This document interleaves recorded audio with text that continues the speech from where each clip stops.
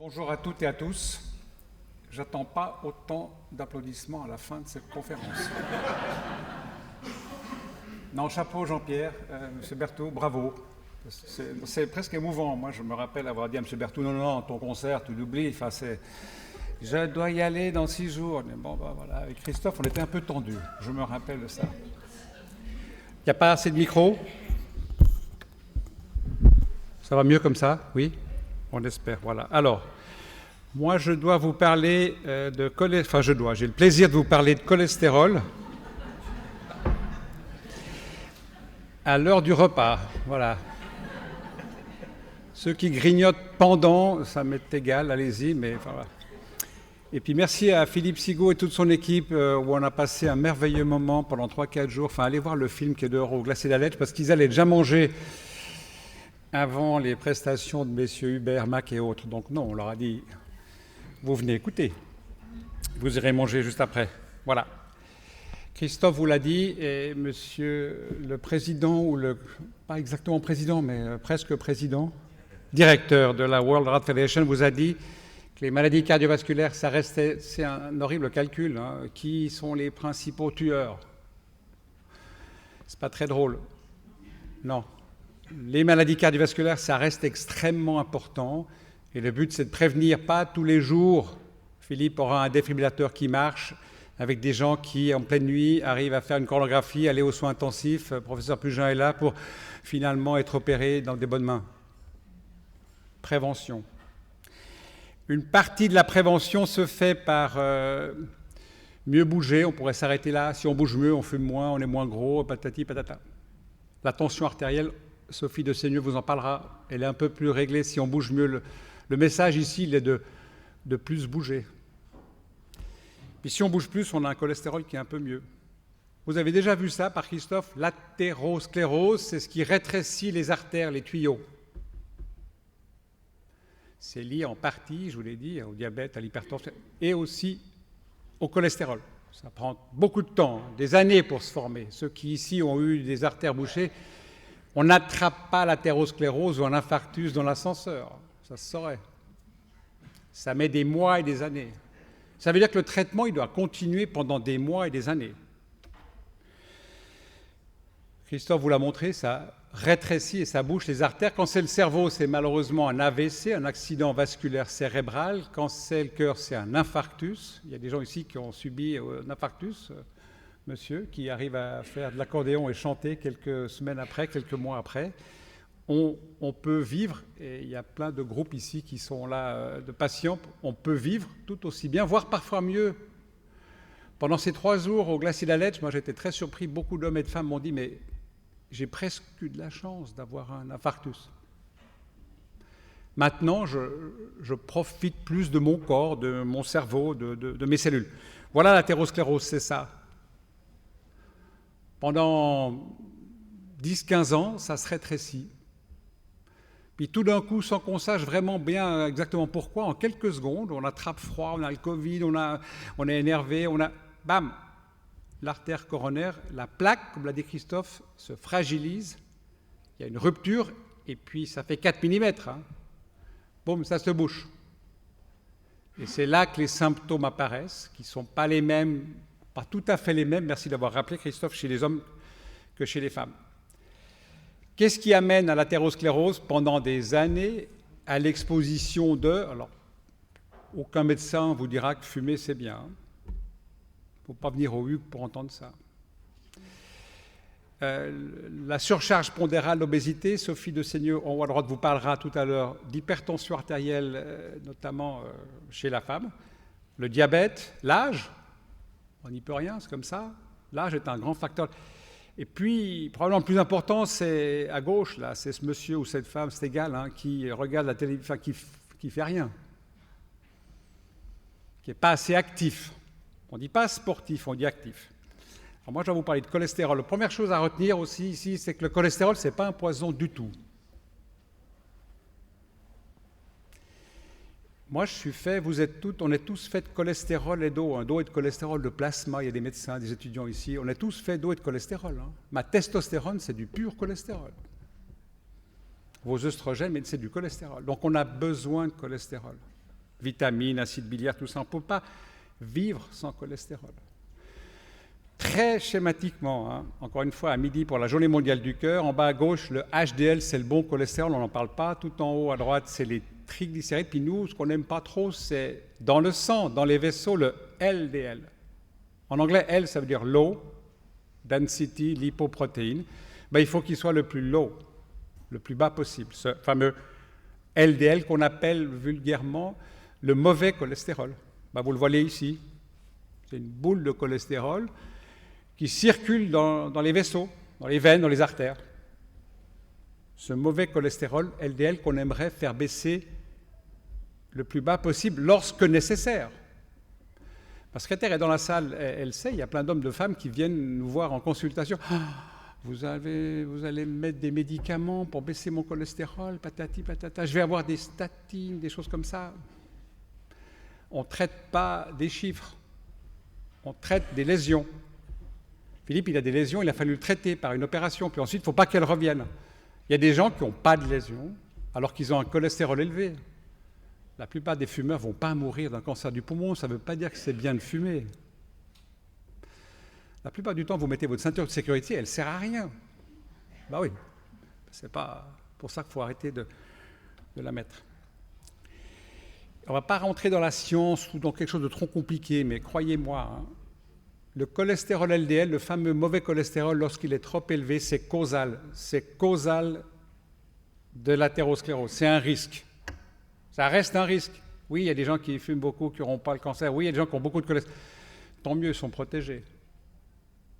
Mais lorsqu'on a trop de cholestérol, on est à risque de développer un infarctus dû à l'athérosclérose qui rétrécit l'artère ou alors un AVC. Puis je peux vous expliquer ça, comme pour le tabac. Plus longtemps j'ai une exposition à trop de mauvais cholestérol, plus longtemps j'ai une exposition à trop de mauvais, plus il est haut, plus j'ai un risque d'avoir un AVC ou un infarctus jeune. Alors on en vient à ça, je suis obligé de vous dire que voilà, ça c'est un petit peu ce qui nous a traumatisés dans le monde de la cardiologie, notamment des lipides, parce qu'il y a beaucoup de gens qui ont, en anglais on appelle ça fake news. On vous fait croire que la Terre est plate. On vous fait croire que le cholestérol n'est pas un facteur de risque. Mon fils, il me dit, mais papa, dans ma baignoire, l'eau est plate, donc la Terre est plate. Non, la Terre n'est pas plate, Mathieu. Non. Le cholestérol, c'est un facteur de risque cardiovasculaire. Allez dire à ce jeune garçon, 10 ans, moi j'ai 3 enfants, enfin il y a des gens qui ont des enfants ici, ce jeune garçon, il a 10 ans, et il a trop de cholestérol, par une mutation. Et il fait un infarctus aigu du myocarde. Les cardiologues essayent de lui mettre un stent, ça ne marche pas, et c'est les chirurgiens qui le sauvent pour un pontage à l'âge de 10 ans. Alors je peux revenir en arrière. Hein. Le grand bluff, allez dire à ce jeune garçon de 10 ans que le cholestérol, c'est du bluff. Il n'y peut rien, ce jeune garçon. Il a juste trop de cholestérol. Et puis on sait aussi que lorsqu'on réduit le cholestérol avec des agents, on ne va pas parler de ça, mais lorsqu'on réduit le cholestérol avec des médicaments, ou qu'on a une mutation qui baisse le cholestérol, il y a des rares mutations, c'est très très rare, mais des gens qui naissent avec une mutation avec moins de cholestérol. Coup de bol. Et là, il a de la chance. Ces gens-là, si on baisse le cholestérol, ils ont moins de risques de faire les événements dont on a parlé, AVC ou infarctus. La meilleure manière de baisser son cholestérol, c'est là. C'est d'arrêter de fumer si on fume. Ça change beaucoup le cholestérol. Il s'améliore beaucoup. Le bon cholestérol monte et le mauvais baisse. Pas toujours facile. Manger mieux, j'aime pas le mot régime, mais oui, on peut manger mieux, ça améliore un petit peu. Frédéric Sitaram, Philippe Meyer et d'autres diététiciennes, ça améliore un petit peu, et puis il faut bouger.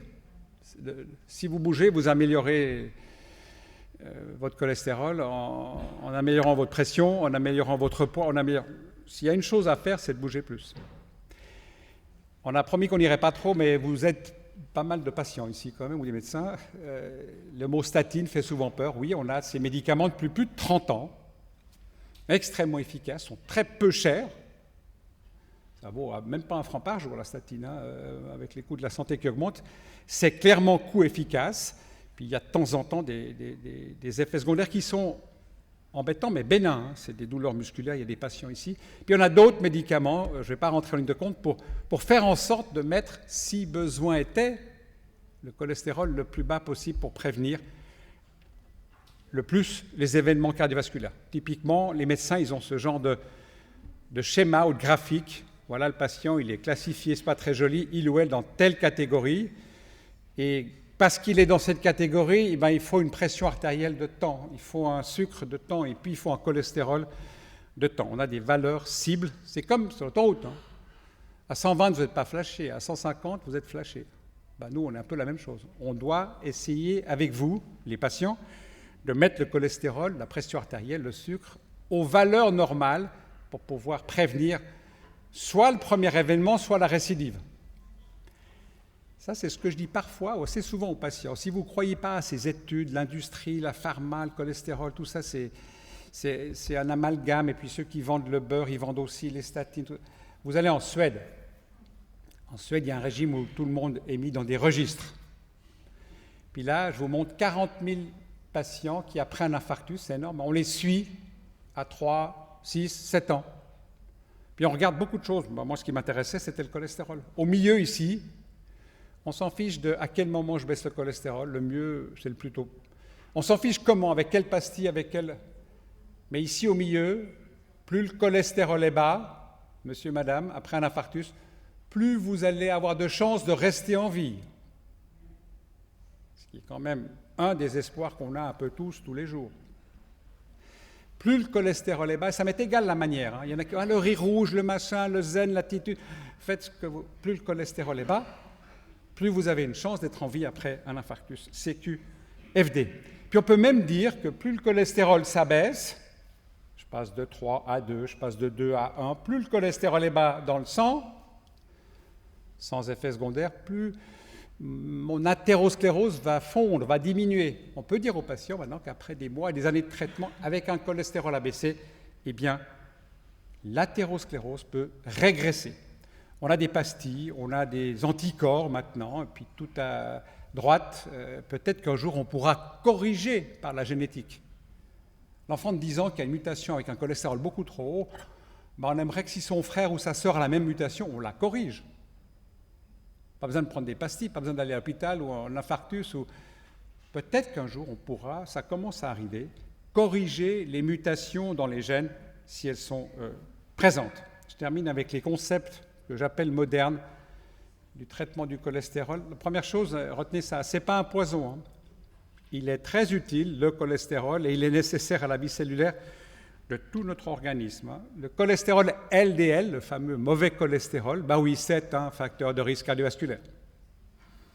Donc il faut le mesurer, ça va de soi, et puis ça nous permet d'évaluer le risque cardiovasculaire, discuter avec votre médecin, elle ou lui doit pouvoir vous dire, voilà, vous avez un cholestérol trop haut, ou après un infarctus ou un AVC, je dois essayer, on doit ensemble essayer de l'abaisser. Si nécessaire, après un AVC, mais aussi pour essayer d'éviter un premier infarctus ou AVC. Et puis, je termine là-dessus, la première mesure pour abaisser le cholestérol LDL, c'est ce qu'on appelle un peu, l'hygiène de vie. Ça fait un peu pompeux, l'hygiène de vie, mais bouger le plus possible, on ne bouge jamais assez. Philippe Meyer vous en parlera dans quelques secondes. Et puis d'avoir une alimentation méditerranéenne et si possible, bien sûr, pas de tabac. On a une consultation, je profite, c'est un tout petit peu de la publicité. On a une consultation depuis maintenant une dizaine d'années sur l'initiative du professeur Jacques Philippe, qui n'est plus là maintenant, mais qu'on mène avec le professeur François Jean-Navarre, qui est chef du service d'endocrinologie et de diabétologie. On a une consultation pour de la cardiologie préventive avec François Jean-Navarre, avec Georg Guéret et moi-même, avec une charmante infirmière qui est ici aujourd'hui, Élise Guillermet. Les médecins ou vous-même pouvez vous adresser à cette consultation préventive, notamment pour avoir des avis, des informations concernant les lipides. Tout sera transmis à votre médecin. Voilà, je termine là-dessus. La prévention, on commence jamais assez tôt. Jamais assez tôt. Et puis, nous tous, un peu adultes, il y a des très jeunes ici, mais admettons qu'on soit tous adultes, on doit essayer le mieux possible de donner l'exemple. Voilà, merci beaucoup pour vos applaudissements. Merci beaucoup.